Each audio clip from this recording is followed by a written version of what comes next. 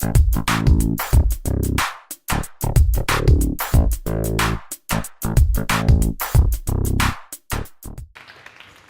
very much, Omar, and good morning, everyone. The theme trick or treat makes me think of Halloween, and that takes me back to my youth in regional New Zealand, where I grew up, and my American mother would always hold big Halloween parties.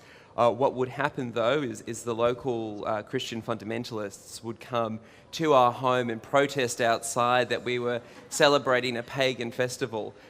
Skip forward 30 years, those same people are protesting outside my work now. My favourite one is the lady with the windscreen shield that she takes out of her car and writes "man plus wife for life" and stands at the entrance to Parliament.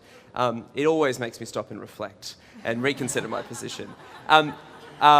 Moving forward now into my life now as a politician, trick or treat is actually a really important term now that I think about it in the political sphere.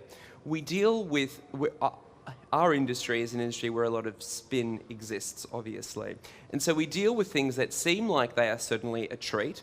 For example, a bill we recently debated, which was the Protection of the Environment Bill, which was actually a tax on recycling.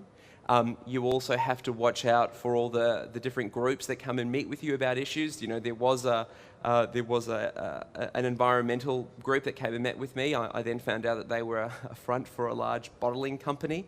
So I guess what I've really learned is you really need a transparent process to cut through all the so-called treats and to understand what the tricks are. And to then move forward. And Omar mentioned the ACT marriage equality bill that passed this week. And here's an awesome example. This is a bill which is now set to be challenged by the High Court. Their directions hearing will actually happen today. If the bill stays as it is, the High Court is going to overturn it.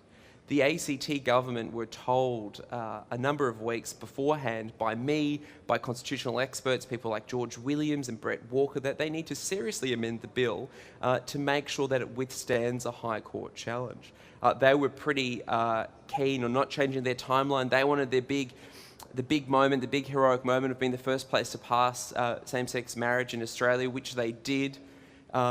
Now finally they've realised that they probably will need to amend their legislation before it goes to the High Court to hopefully save it from being overturned. And for me, this was a really confronting issue. You know, I'm someone who has spent a great deal of my adult life campaigning for this reform, and it's one that is very, very close to my heart. I did not want to rain on the parade of the ACT in making history and bringing same-sex marriage to Australia. However, I also did not want them to legislate in a way where that reform was doomed.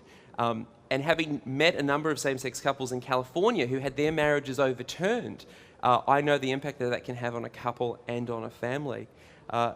So I had set up a teleconference with the ACT Attorney General and state MPs from across the country to talk to him. I had proactively got him expert legal advice, as had others, about how he needs to amend to improve the legislation. That was largely ignored.